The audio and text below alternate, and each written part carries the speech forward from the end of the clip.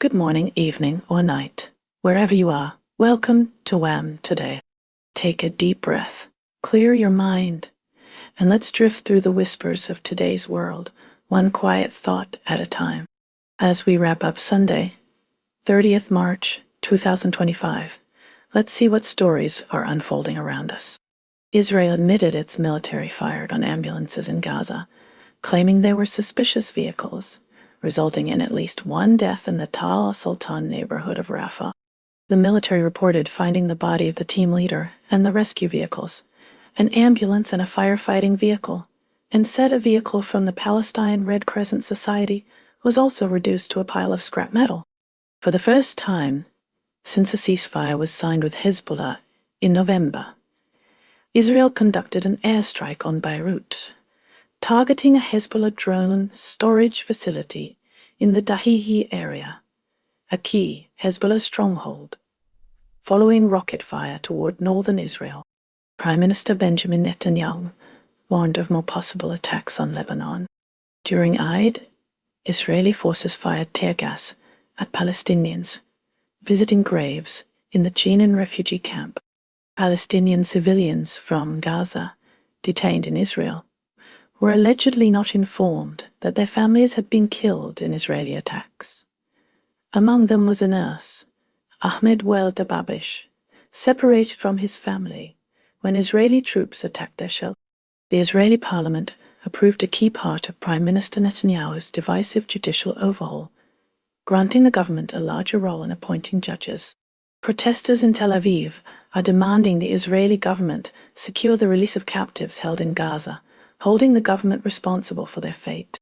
Gaza's bakeries could shut down within a week due to Israel's blockade of all food and supplies, marking the longest blockade yet in Israel's 17-month-old campaign against Hamas. An Israeli filmmaker is uncovering seized PLO archives, raising questions about Palestinian heritage and identity. Israel's assault in Jenin and Tulkarem seeks to suppress resistance and tighten control amid a demographic crisis. Turning to Hamas, the group reportedly agreed to release 5 living Israeli hostages for a 50-day ceasefire and released a video of Israeli captive Elkanah Bobat pleading for freedom. Khalil al-Hayya said the group was willing to release hostages during Eid al-Fitr. Hamas has said it will only release the remaining 59 hostages in exchange for a lasting ceasefire and an Israeli withdrawal. Hamas says it accepts a new Gaza ceasefire proposal, which included the release of 5 living hostages from Gaza, in return for Israel allowing aid into the territory, and a weeks-long pause in fighting, but Israel made a counteroffer. Israeli strikes killed a family of 6, including a Hamas spokesman in Gaza. The situation in Gaza remains dire, as Palestinian civilians detained in Israel were allegedly not informed that their families had been killed in Israeli attacks. Among them was a nurse, Ahmed Dababish, who was separated from his family when Israeli troops attacked their shelter. At least 20 people, mostly women and children, were killed on the first day of Eid al-Fitr amid a huge food crisis. Bakeries in Gaza could shut down within a week due to Israel's blockade of all food and supplies. Across the northern border, Lebanon is on edge, with Hezbollah threatening to act if Israel's attacks continue, warning that if Israel's attacks on Lebanon continue, and the Lebanese state does not act to stop them, the group will eventually resort to other alternatives. Israel conducted an airstrike on Beirut for the first time since signing a ceasefire with Hezbollah in November. The attack occurred in the southern suburb of Dahiya, with residents reporting hearing the explosion from the mountains surrounding the Lebanese capital. The attack in the southern outskirts of the Lebanese capital, an area where Hezbollah holds sway, followed rocket fire toward northern Israel. The country is on edge after Israeli Prime Minister Benjamin Netanyahu warned of more possible attacks.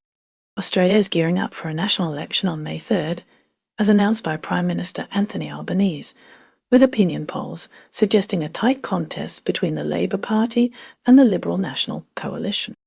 Amidst the political maneuvering, opposition leader Peter Dutton initially suggested 3 referendums, then withdrew them to foster bipartisanship. Energy Minister Chris Bowen has openly criticized Dutton's gas plan, dismissing it as a mere repackaging of old ideas.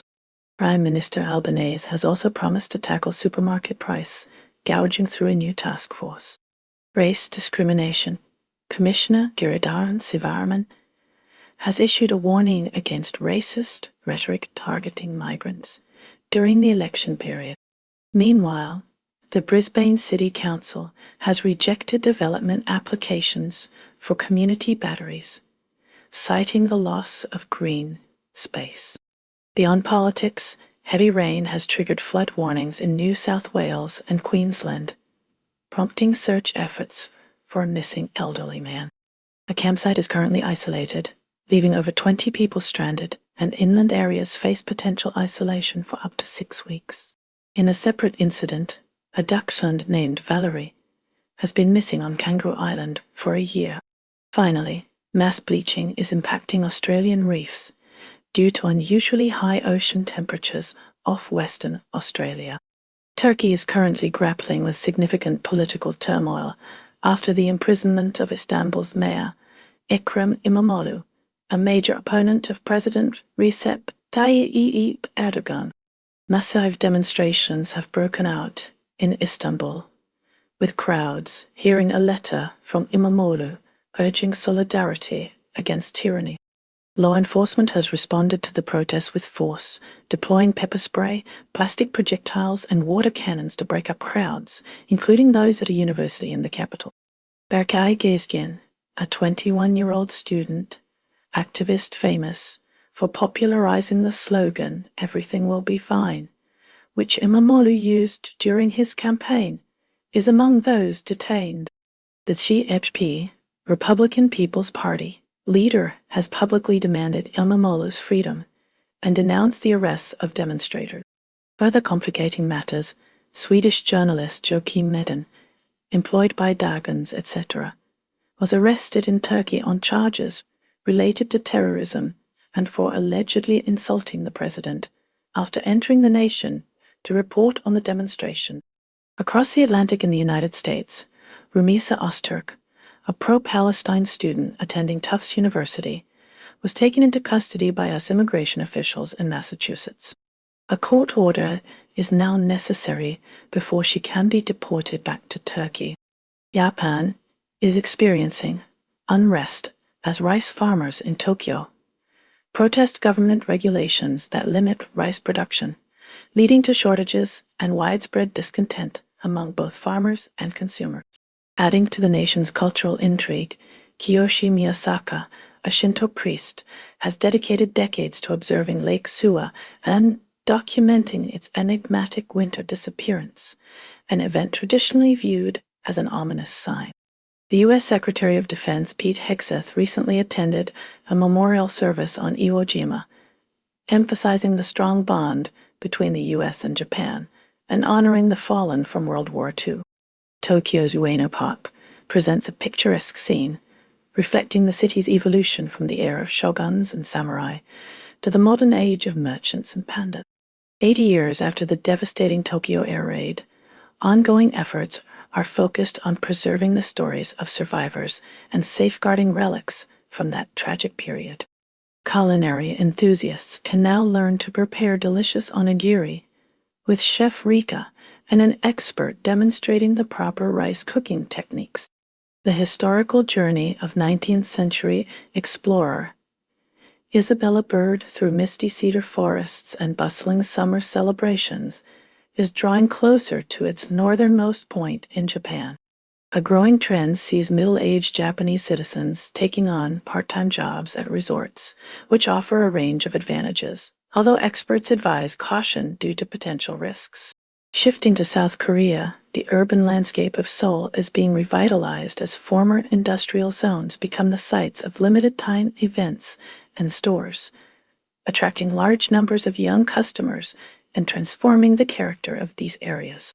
India is preparing to welcome President Putin, according to Russian Foreign Minister Sergei Lavrov. India has also been recognized by the United Nations Interagency Group for Child Mortality Estimation as one of 5 exemplar countries for its progress in reducing child mortality. The Huron Global Rich List 2025 featured several Indian billionaires, including Mukesh Ambani, Gautam Adani, and Rajni Nadar. Although Mukesh Ambani is no longer in the top 10 globally, he maintains his position as the richest person in Asia.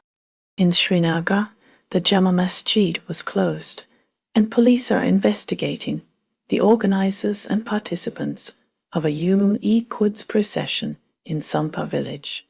Beerwah. Turning to the United Kingdom, Mamata Banerjee's speech at Oxford University was disrupted by protests. The Students' Federation of India's UK unit claimed responsibility for the disruption, citing the RG car issue.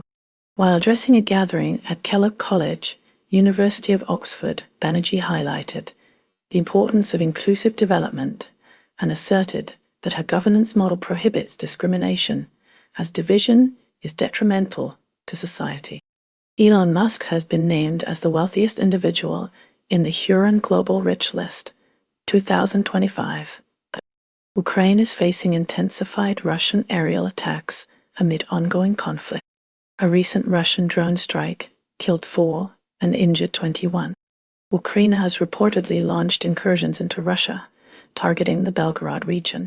These claims are supported by Ukrainian officials, open-source intelligence, and Russian military bloggers. The conflict has lasted over 3 years. Former U.S. President Donald Trump has called for a ceasefire. Russian President Vladimir Putin has suggested placing Ukraine under UN governance. Putin also questioned the legitimacy of Volodymyr Zelensky to sign peace deals, claiming his presidential term is over. The war has displaced many, including a Ukrainian man with a hearing disability now residing in Japan, who remains concerned for family in Ukraine. Sustained European support is considered crucial for Ukraine's defense. Syria's newly formed transitional government, led by interim President Ahmed al-Shara, consists of 23 ministers from various backgrounds, marking a significant step after the Assad family's removal from power 4 months ago. The cabinet appointments are being closely watched to determine if the rebels who ousted Bashar al-Assad will fulfill their promise of a government that represents all Syrians, with the ministerial list seemingly balancing diversity with the inclusion of allies of President al-Shara in key positions. Continuing with news from Syria, the small Syrian community in Ethiopia is observing Ramadan by providing meals to those in need, upholding the iftar tradition. Nepal witnessed deadly clashes in Kathmandu as protests demanding the restoration of the monarchy resulted in at least 2 deaths and dozens of injuries. Supporters of the last king clashed with security personnel, prompting police to deploy tear gas and batons. Simultaneously, pro-democracy and Republican groups staged counter-protests. The escalating unrest led to a curfew being imposed in East Kathmandu. Authorities arrested over 100 pro-monarchy demonstrators for vandalizing property during the rally. Thailand is reeling from a devastating earthquake that triggered the collapse of a building under construction in Bangkok. Rescue efforts are underway to locate survivors amidst the rubble, with at least 8 confirmed fatalities and many workers still unaccounted for. Engineering experts have expressed concerns, calling the collapse not normal, suggesting possible structural flaws. Indian tourists in Bangkok, including CEO Ajay Mahajan, have shared accounts of the terrifying 7.7 magnitude earthquake, with Mahajan describing his car swaying violently. Prime Minister Narendra Modi's planned visit to Thailand from April 6 will proceed as scheduled, marking his 3rd trip to the nation. In neighboring Myanmar, the earthquake's impact has been equally severe, with a high-rise building collapsing and leaving numerous people missing. Brazil's former President Jair Bolsonaro will face trial as the Supreme Court has ruled on his alleged attempt to overturn his 2022 election loss and stage a coup. The Supreme Federal Court panel's decision means Bolsonaro could face over 40 years in jail if convicted. In related news, the Brazilian government has apologized to families of victims of the country's military dictatorship. The government acknowledged that the remains of their loved ones may be among those discovered in a clandestine mass grave 35 years ago. France is currently seeing considerable political and social activity. Marine Le Pen, leader of the National Rally, is awaiting a court decision regarding allegations of misusing European Parliament funds. A guilty verdict could block her from running in the 2027 presidential election, potentially changing the country's political landscape. Simultaneously, a boycott movement known as Le Boycott has emerged, urging French citizens to shun American brands in protest of Donald Trump's trade policies and anti-European rhetoric. However, its effects on major American fast food chains have been minimal. Adding to these developments, France is preparing to implement mandatory sex education in schools, a long-awaited policy promised for 25 years, with Education Minister Elizabeth Bourne overseeing its rollout. South Korea is now recovering from its worst-ever wildfires. The fires are almost contained thanks to recent rain and cooler weather. These blazes marked the most destructive in the nation's history. They impacted even some historic sites. The Korean military provided crucial support. They supplied aviation fuel and helicopters to fight the fires. Separately, South Korea's Truth Commission released a significant report. It stated the government was responsible for fraud and abuse in foreign adoptions. This followed a nearly 3-year investigation. The probe examined complaints from 367 adoptees. These adoptees resided in Europe, the United States, and Australia. The report represents the most comprehensive examination of South Korea's foreign adoption practices to date. The recent wildfires resulted in 28 deaths. Pakistan is currently grappling with escalating security challenges.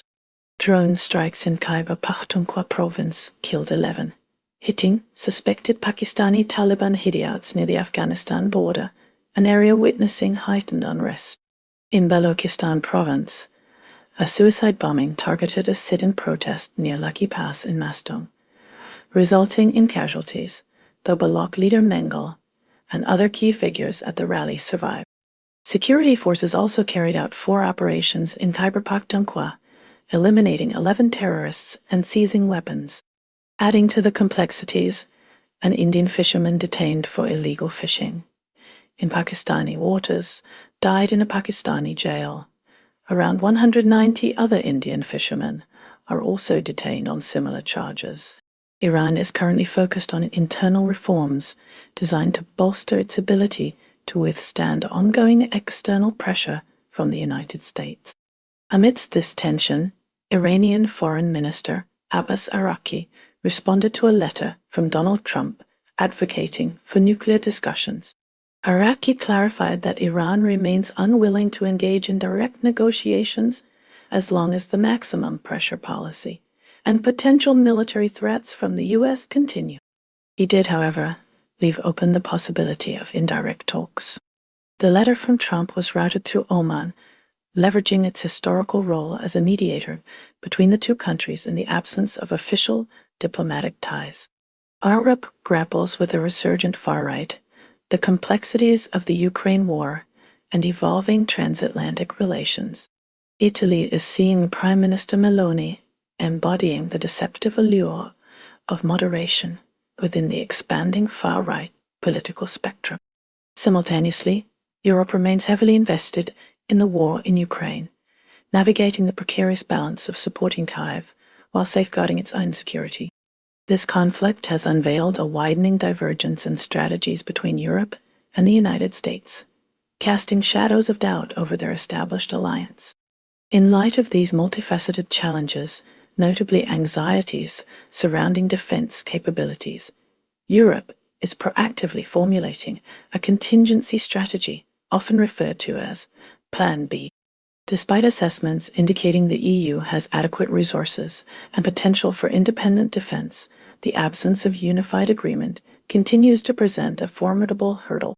El Salvador's President, Nayib Bukele, continues to defend his administration's stringent approach to incarcerated gang members, arguing it's a necessary response to the nation's severe gang problem. The controversial tactics gained further attention when Kristi Noem, the Homeland Security Secretary, visited El Salvador's terrorist confinement center on Wednesday, where she was seen wearing a gold Rolex Cosmograph Daytona. Bilania was the site of a search and recovery operation after 4 U.S. soldiers went missing during training exercises near Pabrate. The U.S. Army vehicle they occupied vanished in a waterlogged area of dense, muddy swampland. Initial reports, relayed by Mr. Retter from NATO during a visit to Warsaw, suggested the soldiers had perished.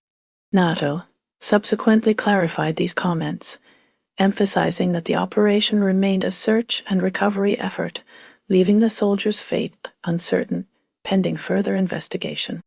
The United States finds itself at odds with Denmark over Greenland's geopolitical future.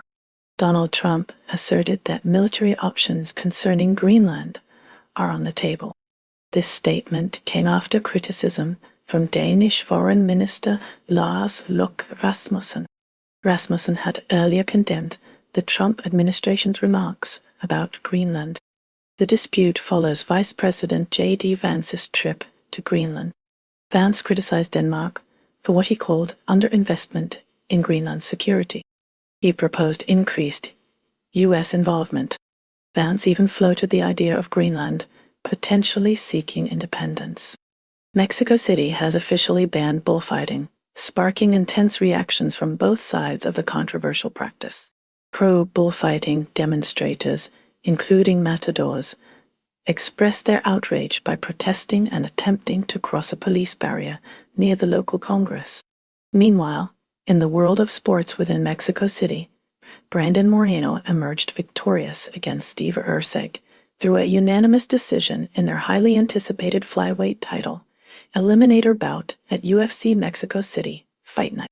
Haiti is grappling with escalating armed violence, fueled by gangs obtaining high-caliber firearms and ammunition. It is noteworthy that Haiti does not manufacture guns.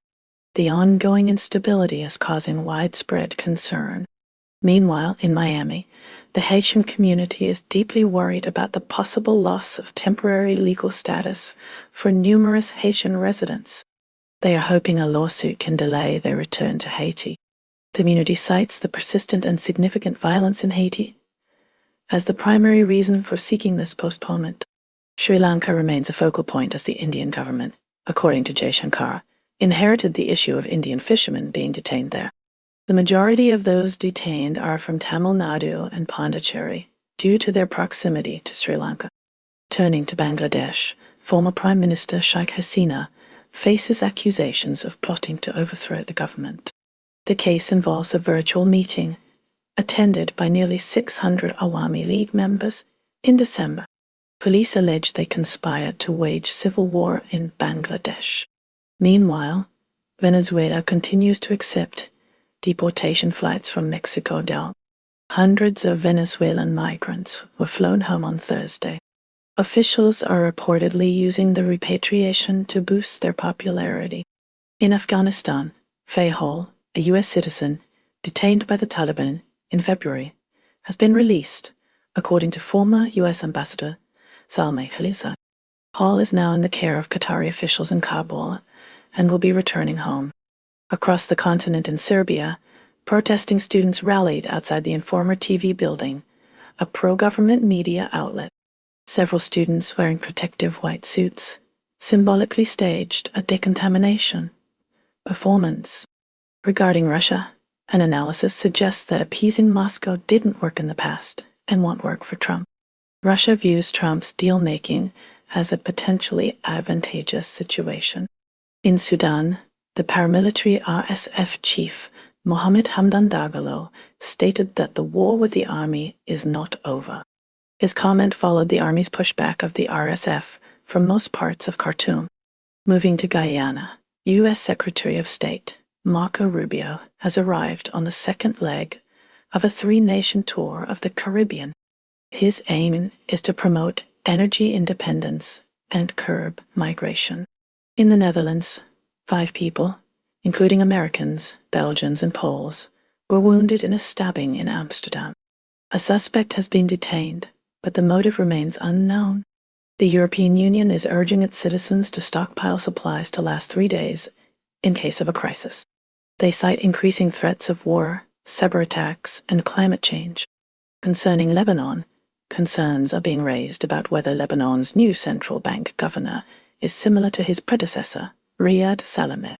Critics allege he is too closely aligned with traditional powers who contributed to the country's crisis. Saudi Arabia announced that Sunday will be the first day of Eid al-Fitr after observers spotted the shawl crescent on Saturday evening. The ongoing war in Gaza is considered an existential risk to the Kingdom of Jordan. An analysis explores how Europe could manage NATO independently, without U.S. control. And that's a wrap for today's news, because even headlines need a nap. Stay curious, stay kind, and let the noise fade as you find your quiet. Take care, stay awesome, and I'll see you next time on WHAM Today.